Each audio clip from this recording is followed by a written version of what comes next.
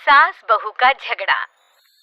अनामिका की सास पुष्पा अपनी बहू को कुछ खास पसंद नहीं करती थी और इसीलिए दोनों सास बहू में आए दिन झगड़ा होता रहता था। सास बहू के झगड़े के चक्कर में अनामिका के पति मोहित की जिंदगी मुश्किल में पड़ गई थी। बेचारा बार बार माँ और बीवी के झगड़े को सुलझाता ही रहता था, लेकिन दोनों समझने का नाम नहीं लेती थी। वैसे तो सब कुछ ठीक ठाक चल रहा था, लेकिन एक दिन अनामिका और पुष्पा के अंदर जोरदार झगड़ा हुआ और बात कुछ इस तरह थी। बहू, मैंने तुम्हें कल अपनी एक साड़ी धोने के लिए दी थी। हाँ मम्मी जी, वो साड़ी धोकर मैंने आपकी अलमारी में रख दी है। उसी की बात कर रही हूँ मैं। जरा देख तो, इस साड़ी को देखकर किसी भी तरह से लगता है ये धुली हुई है। अरे मम्मी जी, मैंने आपकी साड़ी वॉशिंग मशीन में अच्छे से धोकर सुखाकर आपकी अलमारी में तह बनाकर रखी थी। आपके तो नखरे खत्म ही नहीं होते। अरे कैसी बात कर रही है मुझसे? मेरे नखरे? अरे मोहित, जरा ये देख तो, ये साड़ी धुली हुई लग रही है क्या? अरे मम्मी, जब अनामिका कह रही है कि उसने साड़ी धोई थी तो मान लो ना। हर बात पर झगड़ा करना जरूरी है क्या? क्या है ना मोहित, तुम्हारी माँ को तो मेरे हर काम में नुस्ख निकालने की आदत पड़ गई है। जब तक दो चार खरी खोटी सुना नहीं लेती ना, इनका दिन नहीं निकलता। अरे चुप कर, बहू होकर मुझे जवाब देती हो। एक तो गंदे कपड़े उठाकर अलमारी में रख दिए, ऊपर से कैंची की तरह कचर कचर बोली जा रही हो। अरे मम्मी जी, आपको समझ में नहीं आता क्या? मैंने साड़ी धो कर रखी थी। तो फिर इतनी गंदी क्यों लग रही है? अब मुझे क्या पता मम्मी जी, आप इस पर इस तरह तेल और घी की चिकनाई के दाग लगाकर लाएंगी तो ये मेरी जिम्मेदारी थोड़ी ना है। अरे तो हाथ से धोना चाहिए था ना। मैं आपकी बहू हूँ, नौकरानी नहीं जो एक कपड़ा रगड़ रगड़ कर हाथ से धो दूंगी। आपको पहननी है तो पहनिए, नहीं तो रख दीजिए। तुझे तो मैं अच्छी तरह बताऊंगी, मुझे जवाब देती है। एक दिन सुबह के वक्त। अरे अनामिका, मेरी व्हाइट शर्ट कहाँ है? आज ऑफिस में बहुत बड़ा प्रेजेंटेशन है और मुझे वो व्हाइट शर्ट पहन कर जाना है। मुझे पता है, आपने मुझे 2 दिन पहले ही बता दिया था और आपकी शर्ट मैंने धोकर अच्छी तरह आयरन करके अलमारी में लगा दी है। जाइए वहां से ले लीजिए। अनामिका, ये तुमने क्या किया? ये देखो, शर्ट पर लिपस्टिक का दाग लगा हुआ है और ये तो एक जगह से जल भी गई है। नहीं नहीं मोहित, ऐसा नहीं हो सकता। मैंने तो तुम्हारी शर्ट ठीक से इस्त्री करके अलमारी में लगाई थी। तो फिर ये जल कैसे गई अपने आप? अलमारी में लटके लटके थोड़ी ना जल जाएगी।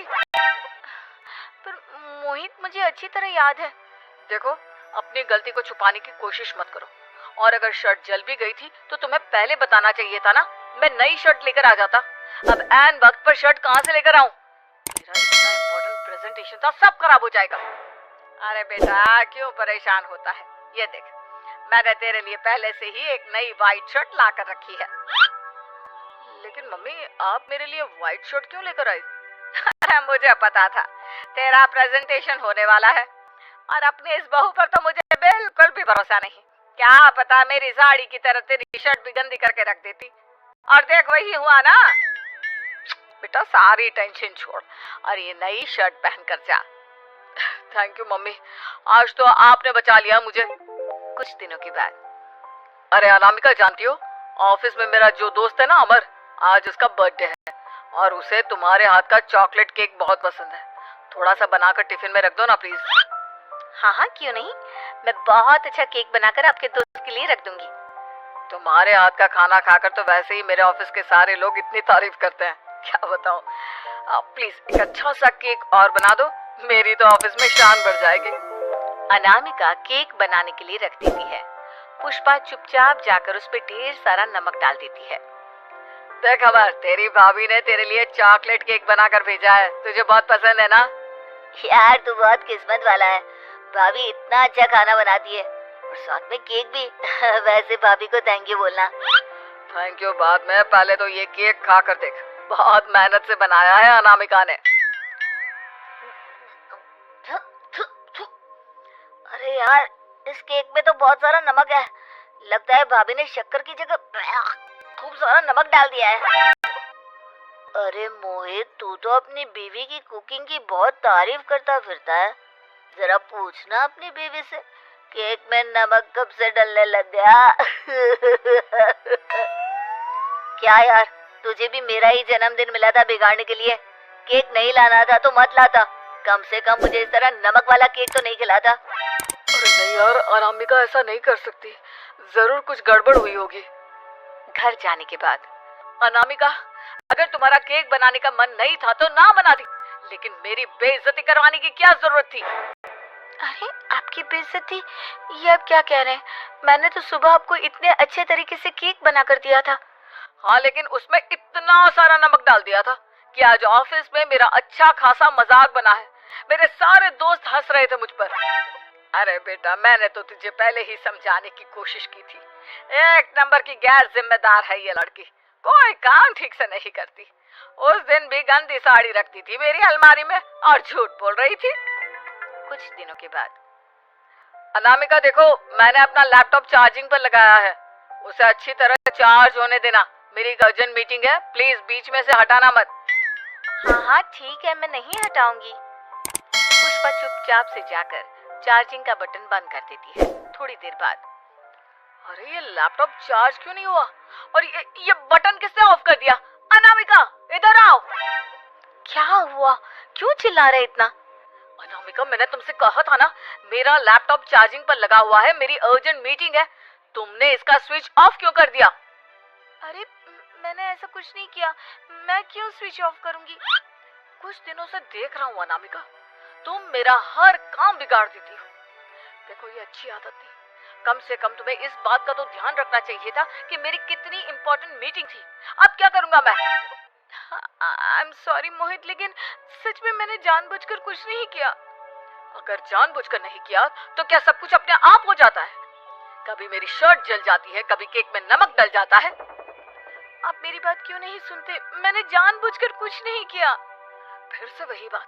अरे कितनी बार तुम्हें समझा चुका हूँ, इस तरह मेरा काम बार बार मत बिगाड़ा करो। तुम जानती हो मुझे कितनी प्रॉब्लम होती है। ऑफिस में तो पहले ही बेइज्जती करा चुकी हो, और अब ये मीटिंग, ये भी मेरे हाथ से निकल गई। अनामिका की समझ में कुछ नहीं आता कि आखिर उसके साथ ये सब क्या हो रहा था और क्यों हो रहा था। फिर कुछ दिनों के बाद मोहित अपने ऑफिस से कुछ फाइल लेकर घर आता है। अनामिका, ये कुछ फाइलें हैं, इन्हें संभाल कर रख दो। और प्लीज इस बार ध्यान से, कोई गड़बड़ी नहीं होनी चाहिए। नहीं मोहित, कोई गड़बड़ी नहीं होगी। मैं सारी फाइल्स अलमारी में लॉक करके रखूंगी और चाबी अपने पास रखूंगी। अनामिका, जरा अलमारी की चाबी तो देना। क्यों मम्मी जी, आपको क्या काम है? उसमें मोहित की जरूरी फाइल रखी है और मैं नहीं चाहती कि इस बार कोई भी गड़बड़ हो। पता नहीं, कुछ दिनों से हर काम खराब हो जाता है। अरे मुझे उसमें से पैसे निकालने हैं और उसके बाद ले लेना अपनी चाबी। मैं खा नहीं जाऊंगी तुम्हारे पति की फाइल। अनामिका को अपनी सास पर शक होता है। चाबी देने के बाद वो चुपचाप छुपकर अपनी सास की हरकत देखती है। ये फाइलें उठाकर डस्टबिन में डाल देती हूँ, फिर देखना कैसे मोहित इसकी खबर लेगा। इस बार तो छोड़ेगा नहीं इसे। वैसे भी पहले मैंने जो कुछ भी किया है उसकी वजह से अच्छी खासी डांट पड़ी है, मजा आ जाएगा। अच्छा तो ये बात है, सारा काम मम्मी जी बिगाड़ देती है, वो भी इसलिए क्योंकि मेरा उनसे झगड़ा हो गया है। सास के जाने के बाद अनामिका मोहित को बुलाकर लाती है। क्या हुआ अनामिका, क्या दिखाना है? ये देखिए, आपकी फाइल डस्टबिन में पड़ी हुई है। इसीलिए तो कहा था संभाल कर रखना, और तुमने उठाकर ये फाइल डस्टबिन में डाल दी। मैंने नहीं, तुम्हारी मम्मी ने डाली है, मुझसे बदला लेने के लिए, ताकि तुम मुझे डांटो। और अगर मैंने डाली होती तो मैं तुम्हें दिखाने के लिए बुलाकर तो नहीं लाती ना। सही कह रही हो, मैं अभी मम्मी से जाकर बात करता हूँ। थोड़ी देर बाद, मम्मी सच सच बताइए, मेरी फाइल अलमारी में से निकालकर डस्टबिन में आपने डाली थी ना? अरे अपनी माँ पर इल्जाम लगाता है, शर्म नहीं आती तुझे? मैं इल्जाम नहीं लगा रहा हूँ मम्मी, जो सच है वही पूछ रहा हूँ। आप जल्दी से बताइए आपने ऐसा क्यों किया? अरे तो क्या करती, तेरी बीवी मुझसे झगड़ा करती है, उल्टे सीधे जवाब देती है, मुझे उससे बदला लेना था। अरे मम्मी, लेकिन आप दोनों के झगड़े के चक्कर में मेरा कितना नुकसान हुआ है, ये कभी सोचा आपने?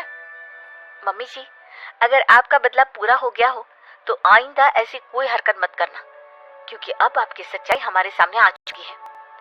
यह तो वक्त ही बताएगा मैं क्या करूंगी और क्या नहीं। मम्मी जी, कहा ना आप ऐसा कुछ नहीं करेंगी। अरे मेरी जो मर्जी आएगी वो मैं करूंगी। मेरा सर घूम रहा है। सास बहू के झगड़े में मेरी जिंदगी का तो कचरा हो गया है, कचरा।